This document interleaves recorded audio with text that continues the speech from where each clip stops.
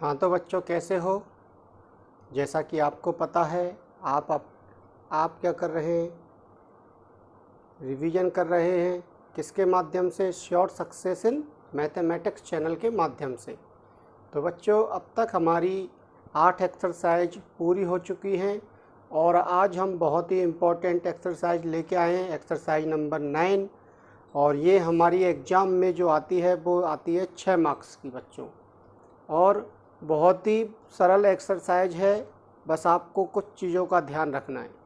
वो चीज़ें मैं बता दूंगा आपको किन किन चीज़ों का ध्यान रखना है, लेकिन आपको कंप्लीट वीडियो देखनी पड़ेगी, जिससे ही आपको चीज़ें सही ढंग से समझ में आ पाएंगी।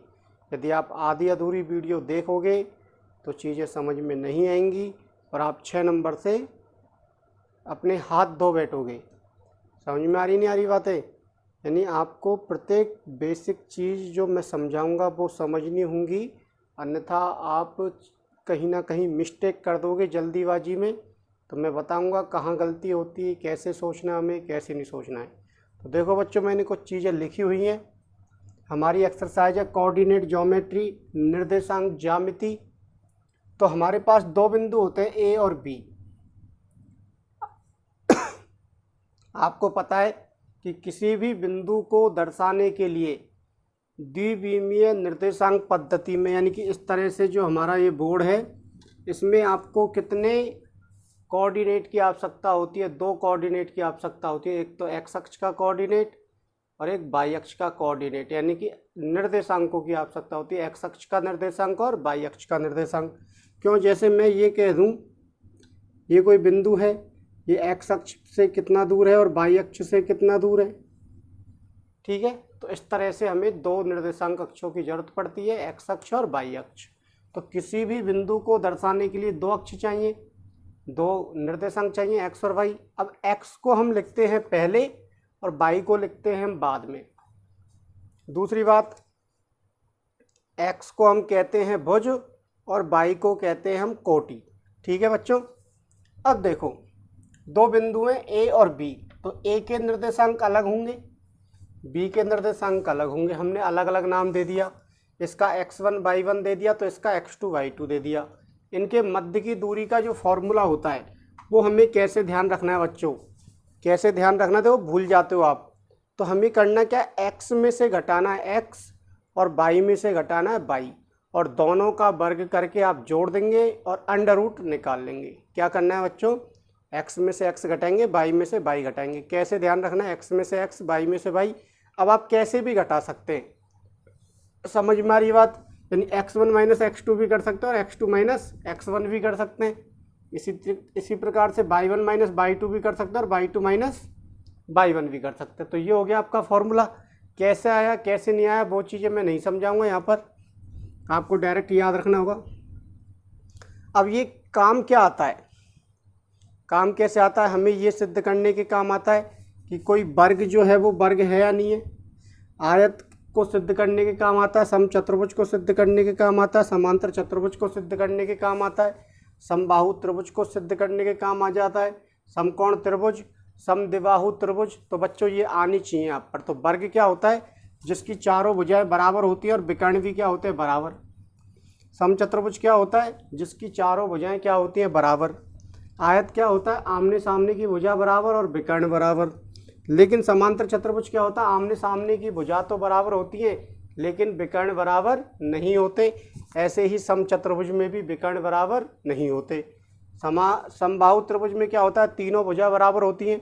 और समकोण त्रिभुज में क्या होता है, पाइथागोरस प्रमेय लगती है आपकी। कौन सी प्रमेय लगती है बच्चा? पाइथागोरस प्रमेय लगती है, ठीक है। अब करना क्या है हमें, जैसे हमारे पास इन बिंदुओं के क्या दिए होंगे, निर्देशांक दिए होंगे। यानी कि कोई भी आकृति दे दी जाए हमें, तो उसके शीर्षों के निर्देशांक हमें दे रखे होंगे। फिर हमें दूरी सूत्र लगाना है। दूरी सूत्र क्या काम आएगा, कोई भी भुजा की माप ज्ञात करने आएगा। जैसे ए बी की लंबाई कितनी है, ए और बी दोनों बिंदुओं के मध्य की दूरी, या आप कहेंगे कि ए बी भुजा की लंबाई कितनी है, ये क्या कैसे ज्ञात की जाएगी, दूरी सूत्र से ज्ञात की जाएगी, ठीक है बच्चों। तो दूरी सूत्र से ही ये सब चीज़ें हमारी क्या होंगी, सिद्ध हो पाएंगी। तो हम दूरी सूत्र से रिलेटेड जितने भी क्वेश्चन हैं उनको करते हैं। अभी जो इम्पोर्टेंट क्वेश्चन है उनको करते हैं। तो देखिए बच्चों, आगे बढ़ते हैं। अब आज मैं मिटा रहा हूँ यहाँ से। अब स्टार्ट करते हैं क्वेश्चनों को हम। कुछ ज़्यादा क्वेश्चन नहीं है इम्पोर्टेंट, मुश्किल से 3 या 4 क्वेश्चन है इस एक्सरसाइज में। इस एक्सरसाइज में 3 या 4 क्वेश्चन इम्पोर्टेंट हैं, लेकिन मैं आपको लगभग 10 या 12 क्वेश्चन करवाऊंगा। ठीक है बच्चों, तो हम स्टार्ट करते हैं। अब इस एक्सरसाइज में कुछ ज़्यादा क्वेश्चन नहीं है, 3-4 क्वेश्चन है इंपॉर्टेंट, लेकिन मैं आपको 10 या 12 क्वेश्चन करवाऊंगा, जिससे आपकी प्रैक्टिस सही ढंग से हो जाएगी और रिवीजन भी सही ढंग से हो जाएगा। तो हम पहले क्वेश्चन से स्टार्ट करते हैं। देखिए बच्चों, पहला क्वेश्चन क्या है, हमें 2 बिंदु दे रखे हैं। 2 बिंदु दे रखे हैं x,3 और एक और बिंदु दे रखा है हमें 5,7 के मध्य की दूरी दे रखी है बच्चों। के मध्य की दूरी 5 है, तो x का मान ज्ञात करो। ये क्वेश्चन है पहला, इन दोनों बिंदुओं के मध्य की दूरी। अब बिंदुओं के नाम नहीं दिए हुए होंगे हमें, बिंदुओं के नाम नहीं दे रखे हमें, तो बिंदुओं के नामकरण करना है। समझ में आई बात? जैसे कि आपका भी तो नामकरण किया, इसी प्रकार से इन बिंदुओं का भी नामकरण करना है। ए और ये बिंदु क्या हो जाएगा बच्चों, बी।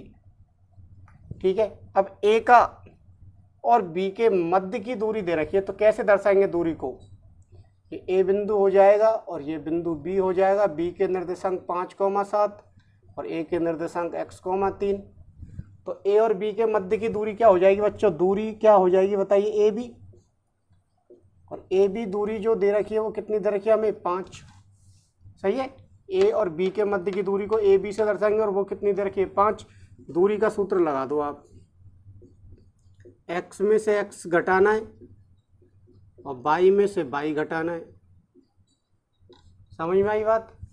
और स्क्वायर करके रूट लेना है 5। वैल्यू रख दो बच्चों, x1 y1। x1 क्या होगा? x1 ये हो जाएगा, x2 ये हो जाएगा। तो x1 कितना है? x और x2 कितना है? 5 का होल स्क्वायर प्लस y1 कितना है बच्चों? ये, और y2 कितना है? 7 का होल स्क्वायर। यानी कि जो पहला बिंदु होगा उसके जो निर्देशांक होंगे उसको कहेंगे हम x1 y1। जो दूसरा बिंदु होगा उसके निर्देशांक को हम क्या कहेंगे? x2 y2। यानी ये पहला बिंदु है तो ये x1 हो जाएगा, ये y1 हो जाएगा। ये दूसरा बिंदु है तो ये x2 और ये y2। आई बात समझ में? कैसे मानने? यदि तीसरा बिंदु होगा तो उसके निर्देशांकों को हम x3 y3 मान के चल लेंगे, बराबर 5। रूट आ रहा है इधर, तो रूट आ रहा है तो रूट को हटाने के लिए क्या करना पड़ेगा बताइए? वर्ग। तो वर्ग कर देंगे तो ये हट जाएगा। और 3 में से 4 7 घटाइए तो -4 का होल स्क्वायर बराबर 5। और इधर भी स्क्वायर होगा नहीं होगा? हो जाएगा।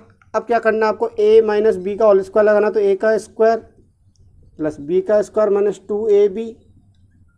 ठीक है, 2ab हो गया माइनस की, और प्लस -4 का स्क्वायर करेंगे तो क्या हो जाएगा बच्चों? प्लस का, और बराबर 5 का वर्ग कितना हो जाएगा? 25। सरल कर लो थोड़ा सा। एक्स स्क्वायर 5 और 2 गुणा करेंगे तो -10x और प्लस के 25 प्लस के 16 बराबर 25। क्या करना है आपको? 25 प्लस का है, 25 प्लस का कट जाएंगे दोनों तरफ। मैंने बता चुका हूँ ऐसी कैलकुलेशन, आप देखना। मैंने पहले जो कैलकुलेशन करवाई है उनमें सब चीज़ समझा रखी है। तो अब ये बचा आपका एक्स स्क्वायर -10x प्लस के 16 बराबर 0। द्विघात क्या बन गई? क्वाड्रेटिक इक्वेशन बन गई, द्विघात समीकरण बन गया। तो क्या करना होता है हमें? फैक्टर करने पड़ेंगे। फैक्टर करना भी सिखा दिया मैंने आपको। एक्सरसाइज नंबर 2 में जाना आप, या 3 में जाना, वहाँ पे सिखाया मैंने। तो फैक्टर जो होंगे इसके क्या हो जाएंगे? -8 और -2 करके देख लो, जोड़ के देख लो, -10 आएंगे। गुणा करके देखो, -8 और -2 गुणा करेंगे तो 16 आ जाएगा। कॉमन लीजिए बच्चों, अब इसमें से क्या कॉमन आएगा? x, तो x -8, -2 कॉमन लेंगे तो x -8 बराबर 0। तो x -2 कॉमन आ गया तो x -8 बराबर 0, तो x माइनस 2 बराबर 0 हो जाएगा, या फिर x माइनस 8 बराबर 0 हो जाएगा। तो x बराबर कितना आ जाएगा बच्चों, 2 आ जाएगा आंसर। और ऐसे ही x बराबर कितना आ जाएगा, 8 आ जाएगा आंसर।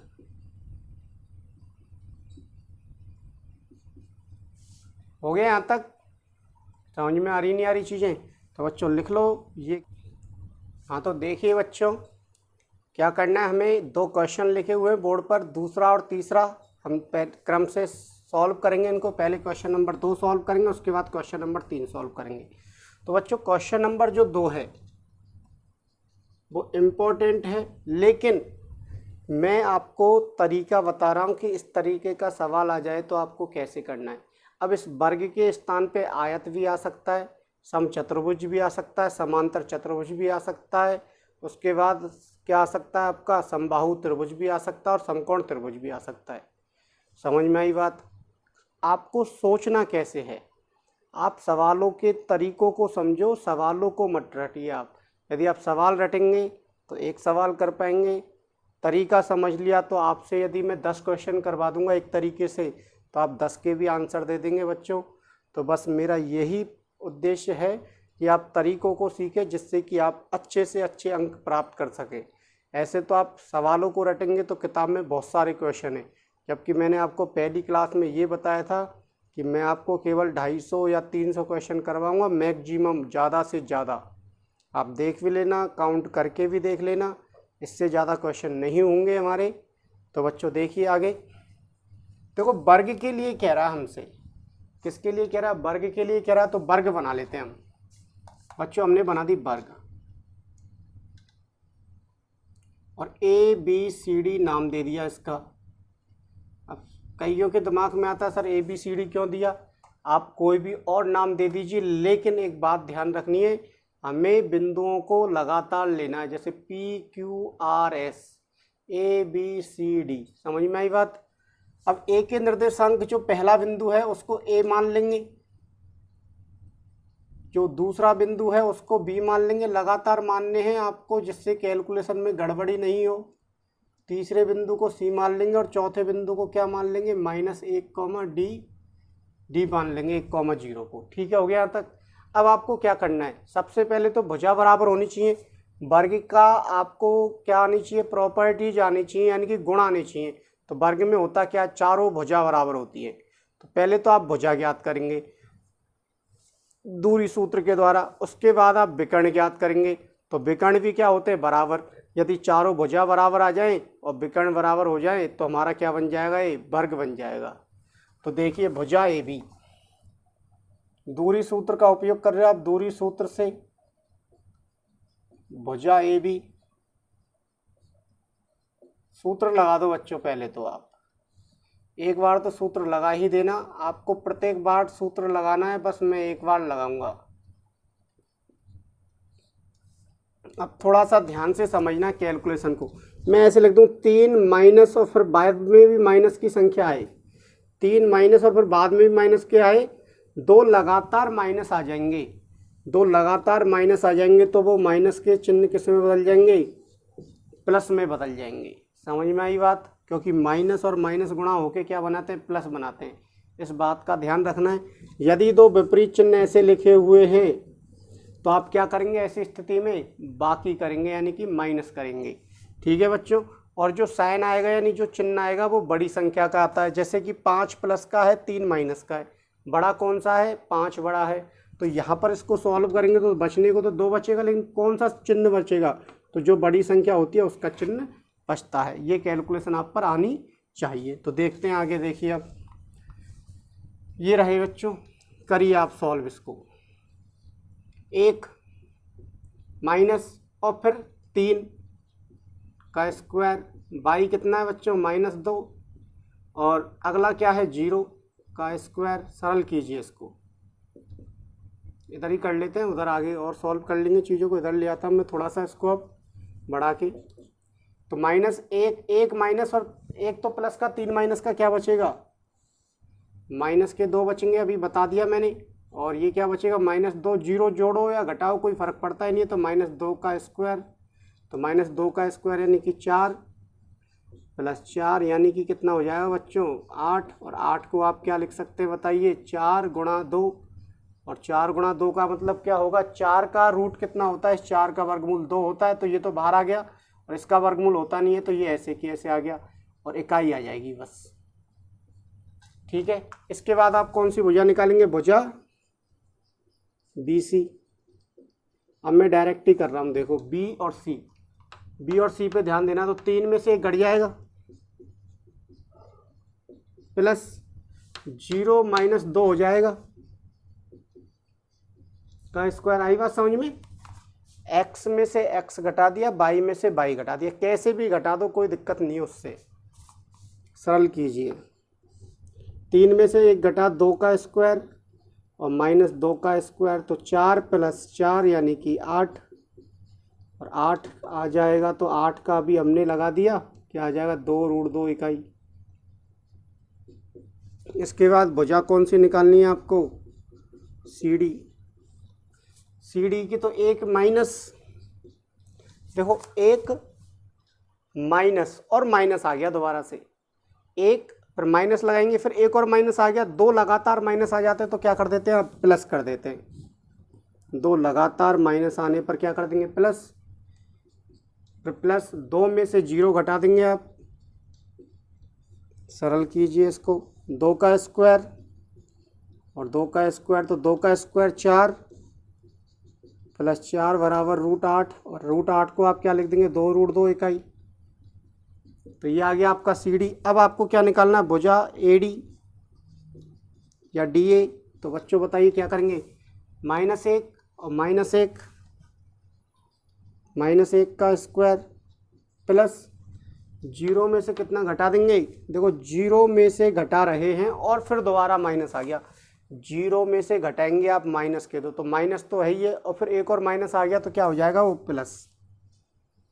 2 का स्क्वायर, सरल कीजिए बच्चों, तो -2 का स्क्वायर और 2 का स्क्वायर, तो -2 का स्क्वायर कितना होता है 4 और 2 का भी स्क्वायर कितना होता है 4, तो √8, तो 2√2 इकाई।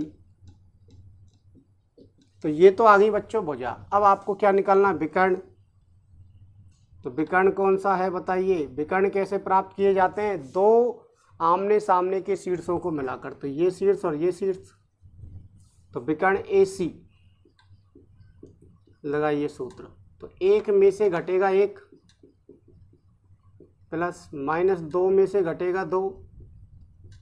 समझ में आई बात, 1 में से तो 1 घटा दिया, -2 में से 2 माइनस कर दिया, तो 1 में से 1 घटाएंगे तो 0 और 0 का वर्ग 0, -2 और -2 कितने होते हैं, -4 का स्क्वायर कितना आ जाएगा बताइए 16, और 16 का वर्गमूल कितना होता है 4।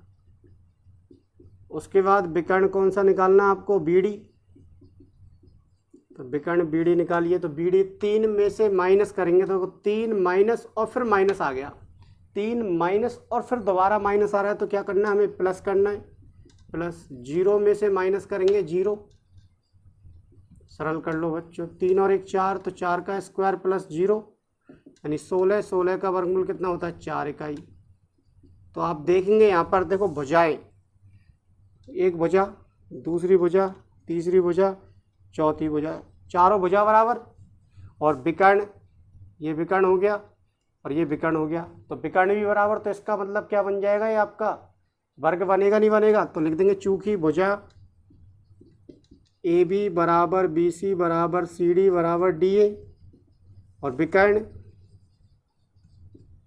AC बराबर क्या हो जाएगा BD हो गया।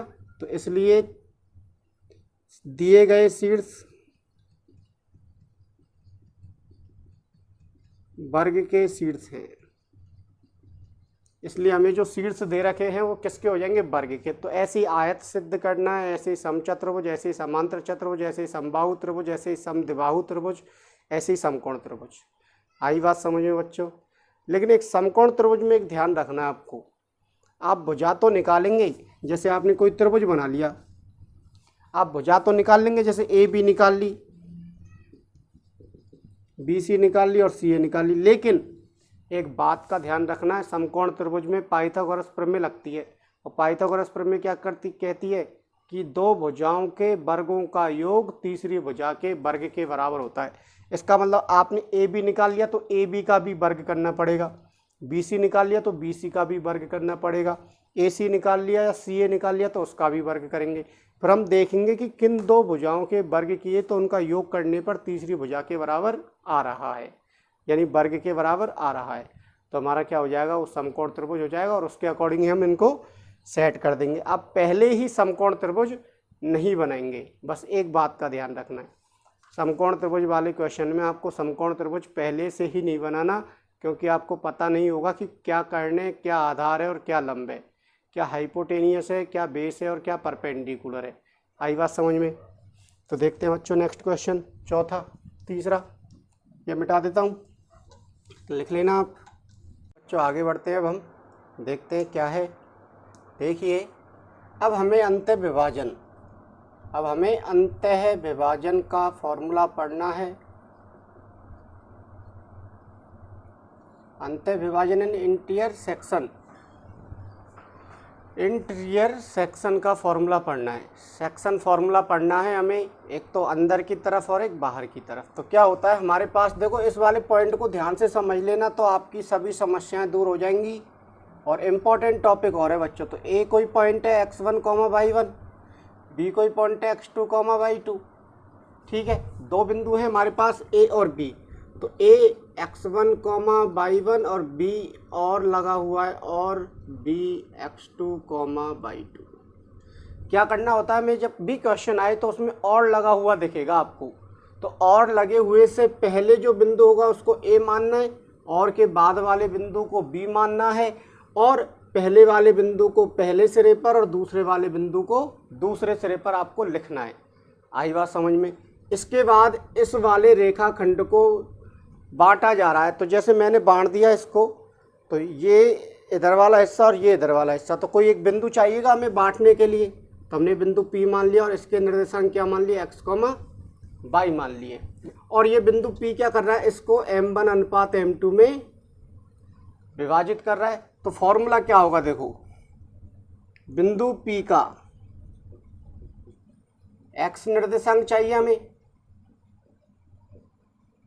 बिंदु P का y निर्देशांक चाहिए हमें,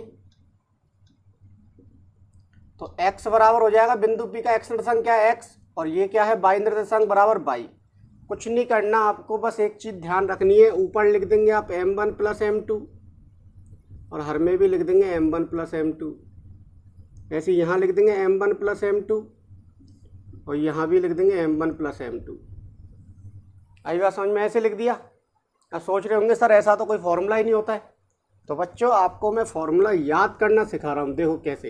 अब एक है ना, अब एक बात ध्यान रखनी, x के पदों में केवल x आएगा और y के पदों में केवल y आएगा। तो एक है तो 2 आ जाएगा, यानी x2 आ जाएगा, 2 है तो 1 आ जाएगा, y के पदों में y आएगा तो ये 2 आ जाएगा और ये कितना आ जाएगा, y1 आ जाएगा। तो ये फॉर्मूले हो गए आपके, बिंदु P का x निर्देशांक, बिंदु P का y निर्देशांक। अब इसको हम यदि ऐसे लिखना चाहें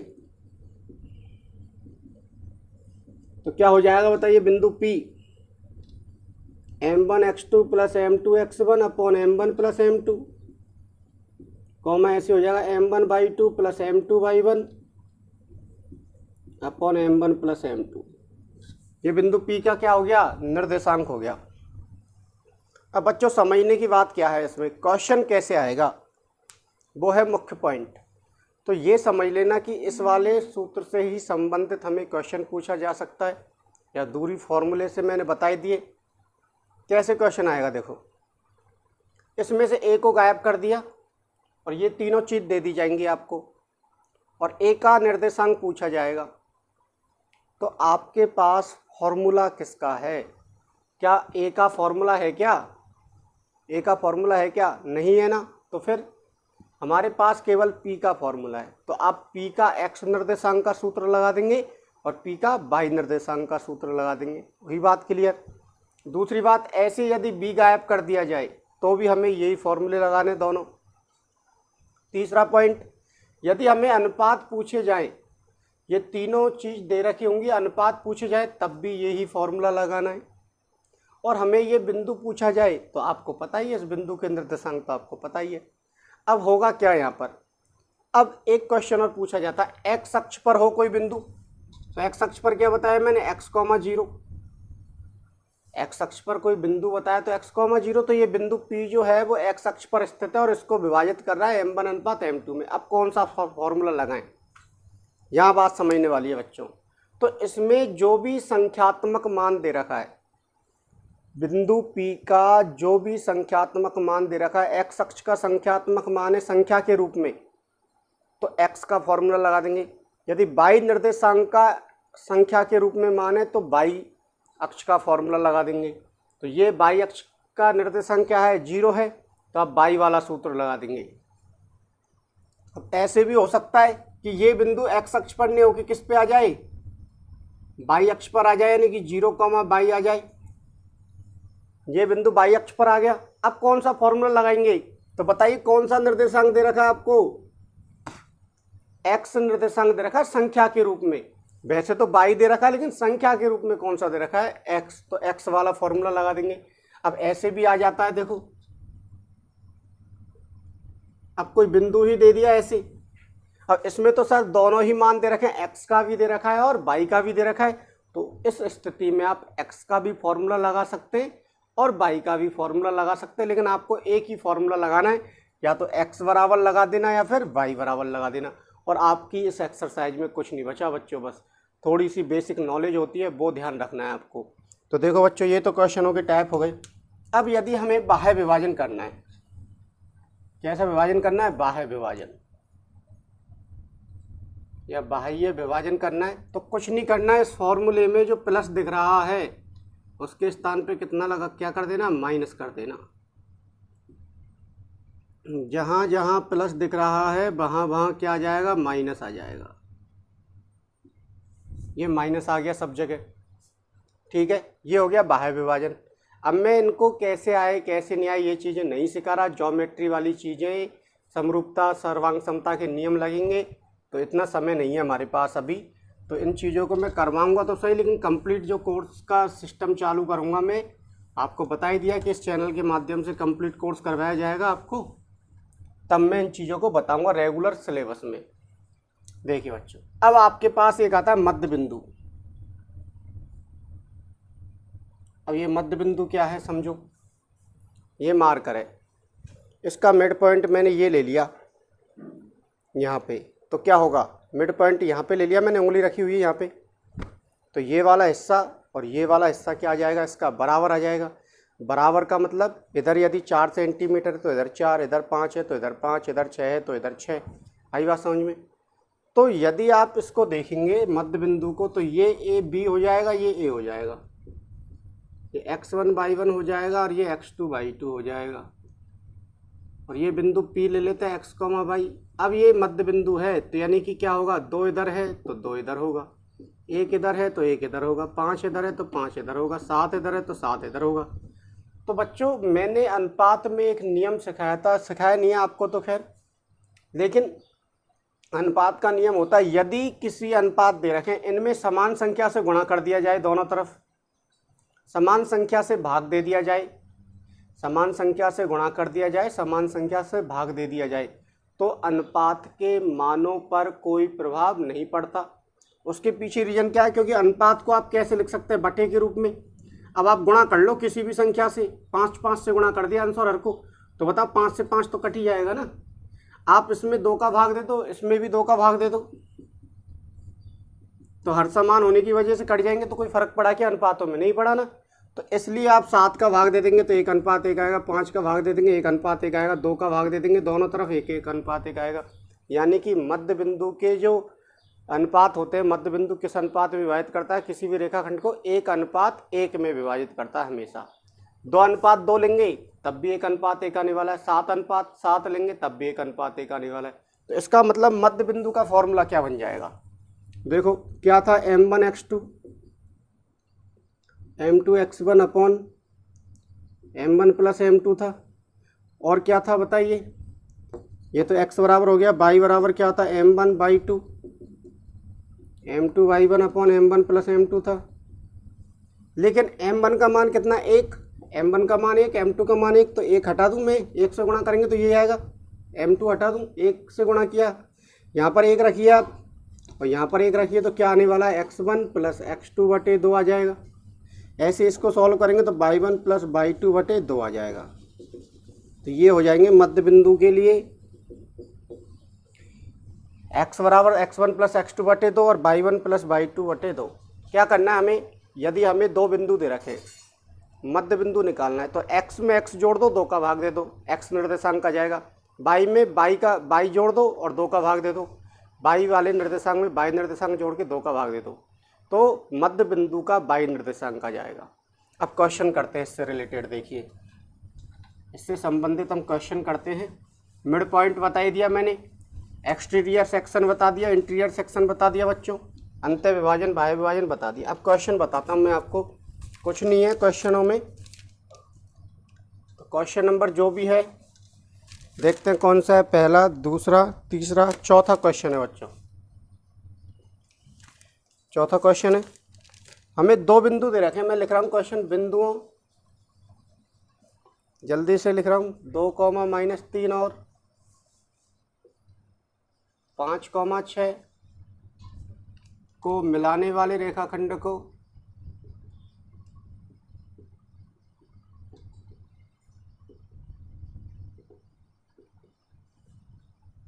y अक्ष किस अनुपात में विभाजित करेगी, y अक्ष किस अनुपात में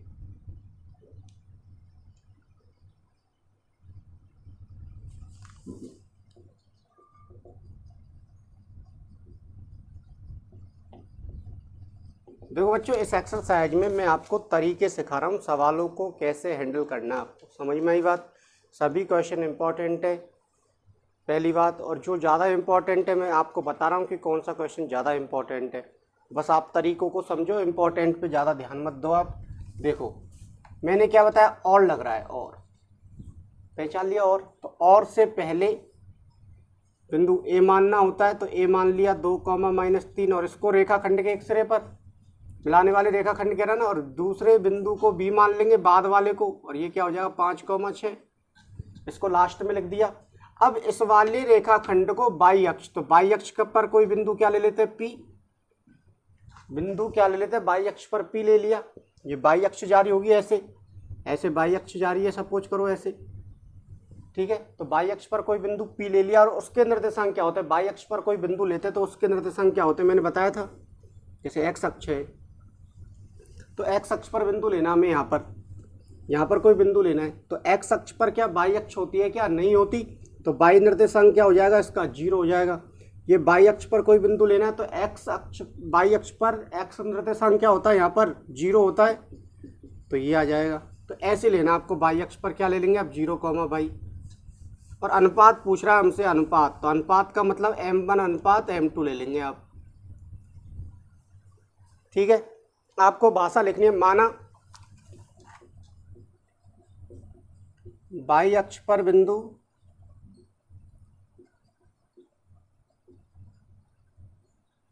P0, y, ए बी रेखाखंड को m1 अनुपात m2 में विभाजित करता है। अब कौन सा विभाजित करता है, में अंतः विभाजित करता है।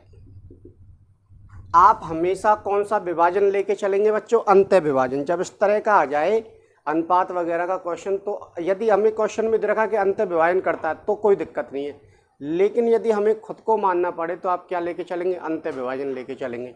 तो अंतः विभाजन ले लिया। अब आपको फॉर्मूला कौन सा लगाना है, फॉर्मूला तो आपके पास बिंदु P का x का है और y का है। बिंदु P का x निर्देशांक का फॉर्मूला है या बिंदु P का y निर्देशांक का फॉर्मूला, लेकिन हमें संख्यात्मक मान कौन सा दे रखा है, 0 दे रखा है, नहीं दे रखा है, 0 दे रखा है। तो इसलिए आप बिंदु P का x निर्देशांक लगाएंगे। तो बिंदु P का x निर्देशांक, तो फॉर्मूला लिखिए, x बराबर m1 x2 plus m2 x1 upon m1 plus m2। मान रखने आपको केवल, तो x का मान 0, m1 का मान m1, x2 का मान कितना है बच्चों 5, क्योंकि पहला बिंदु होता है उसके निर्देशांक x1 y1, दूसरा जो बिंदु होता है उसके निर्देशांक x2 y2। तो x2 बराबर कितना दिख रहा है 5 प्लस m2, y1 का मान कितना है, x1 का मान कितना है 2 और बटे m1 प्लस m2। ये भाग लग रहा है, इधर आके क्या हो जाएगा 0 से गुणा हो जाएगा बच्चों, और इधर क्या आ जाएगा 5m1 प्लस 2m2 हो गया। अब ये तो 0 में गया, 5m1 को इधर ले आए तो माइनस का हो जाएगा बराबर 2m2। क्या करना होता है आपको, अनुपात ज्ञात करने ना, तो अनुपात का मतलब आपको बटे के रूप में लाना है। तो बटे के रूप में यानी भिन्न के रूप में कैसे लाना है, जो पहले लिखा हुआ है फ्रैक्शन के रूप में लेके आएंगे इसको, जो पहले लिखा हुआ है वो अंश में न्यूमरेटर में, और जो बाद में लिखा हुआ है उसको डिनोमिनेटर में यानी कि हर में लेके आना है। तो देखिए आप m2 को इधर ले आइए और -5 को इधर ले जाइए, तो m2 गुणा हो रहा है तो इधर आके भाग, और -5 का इधर गुणा हो रहा है तो इधर जाके भाग, तो m1 बटे m2 बराबर आ जाएगा 2 बटे, अब ये 0 से गुणा होके 0 में गया तो इसको मिटा दूँ मैं, एक स्टेप आप कर लेना इसको, है ना। तो -5 का इधर क्या लग जाएगा बच्चों, भाग लग जाएगा। अब आप देखेंगे जो अनुपात आ रहा है वो माइनस का आ रहा है, अनुपात किसका आ रहा है, माइनस का। अब माइनस का क्यों आया होगा, ये हमने कौन सा विभाजन माना, अंत्य विभाजन माना। अनुपात कभी भी माइनस में नहीं होते, इस बात का ध्यान रखना। आप अंत्य विभाजन माना और ये माइनस का आ गया। यदि हम इसको बाह्य विभाजन मानते तो ये प्लस का आता। आप करके देखना, यदि आप इसको बाह्य विभाजन वाला सूत्र लगाएंगे तो किसका आएगा, ये प्लस का आएगा। देख लेना आप, यहाँ पर माइनस आएगा तो यहाँ पर भी तो माइनस आएगा, तो 100% किसका आएगा, प्लस का आएगा। तो प्लस का आएगा तो कोई दिक्कत ही नहीं है आपको। ये माइनस आ गया, अंत्य विभाजन माना और माइनस आ जाए, आपको अंत्य विभाजन ही मानना है जब कुछ भी नहीं दे रखा तो। और यदि माइनस आ जाए तो वो अंत्य विभाजन ने होके क्या हो जाएगा, बाह्य विभाजन। तो इसलिए बिंदु P 0, AB रेखा खंड को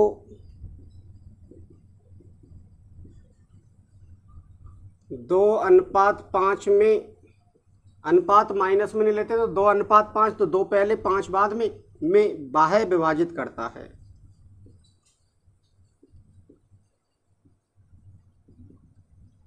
ठीक है, तो बच्चों समझ में आई। माइनस में, माइनस किस कारण से आ रहा है, बाह्य विभाजन के कारण। तो इसको लिखिए, उसके बाद हम नेक्स्ट क्वेश्चन करते हैं अगला। हाँ तो बच्चों क्वेश्चन नंबर 5 क्या है हमारा, कि हमें एक बिंदु दे रखा है P, और ये बिंदु क्या है कि इन दोनों बिंदुओं A और B, तो मैंने बताया और जो आता है उससे पहले वाले बिंदु को आप, और से पहले वाले बिंदु को आप पहले लिख देंगे, और के बाद वाले बिंदु को आप यहाँ लिख देंगे। ठीक है, और एक अकेला बिंदु दे रखा है बगैर और के, ये दे रखा है, इसको आप कहाँ लिख देंगे, मध्य में लिख देंगे ऐसे। तो आपको क्या करना है, ये बिंदु P जो है, ये कह रहा है ना बिंदु P इन दोनों बिंदुओं को मिलाने यानी A और B को मिलाने वाले रेखाखंड को किस अनुपात में बच्चों, 4:7 में विभाजित करता है। तो ये वाला बिंदु पता नहीं है तो ये क्या मान लेंगे आप, x2 y2 मान लेंगे। ठीक है, अब यहाँ पर आपको मान ढूंढने हैं, तो ये x1 का मान हो जाएगा, आप लिख लेंगे यहाँ पर x1 बराबर कितना है, -2, y1 बराबर कितना है, 3 है, और m1 बराबर कितना है, 4 है, और m2 बराबर कितना है, 7 है। आपको x2 का मान चाहिए और y2 का मान चाहिए, तो आप क्या निकालेंगे, बिंदु B का मान निकाल सकते नहीं निकाल सकते, बिंदु B के निर्देशांक निकाल सकते हैं आप, कोऑर्डिनेट्स ज्ञात कर सकते हैं आप। तो देखिए बच्चों, B बिंदु के पॉइंट B के कोऑर्डिनेट ज्ञात करने के लिए अब हमारे पास कोई अलग से फॉर्मूला तो है नहीं है क्या, कोई अलग से फॉर्मूला नहीं है ना। तो आपको क्या करना है, बिंदु P का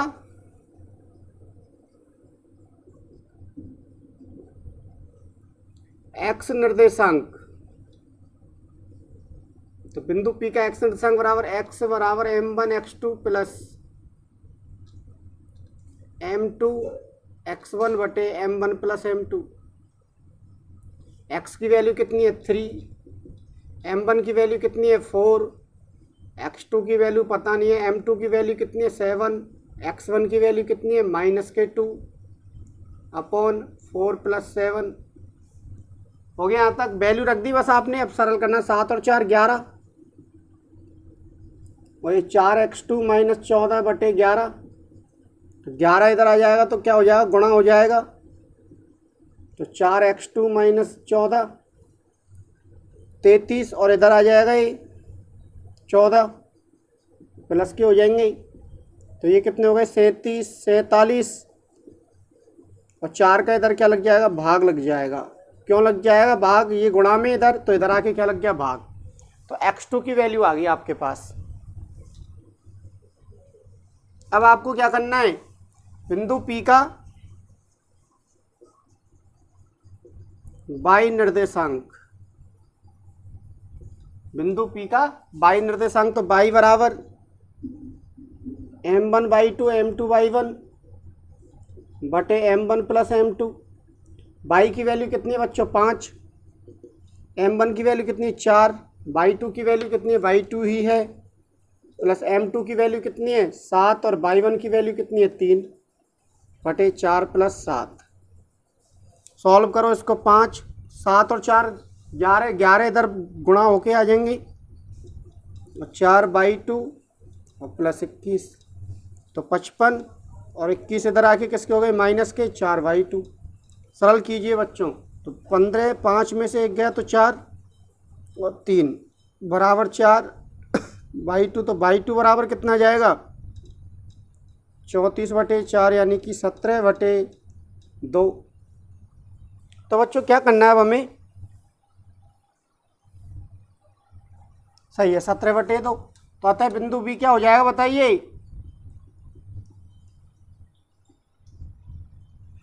x2 की वैल्यू कितनी है 47/4, y2 की वैल्यू कितनी है 17/2,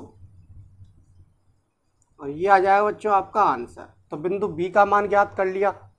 तो बच्चों अब आपको करना क्या है, अभी हमारे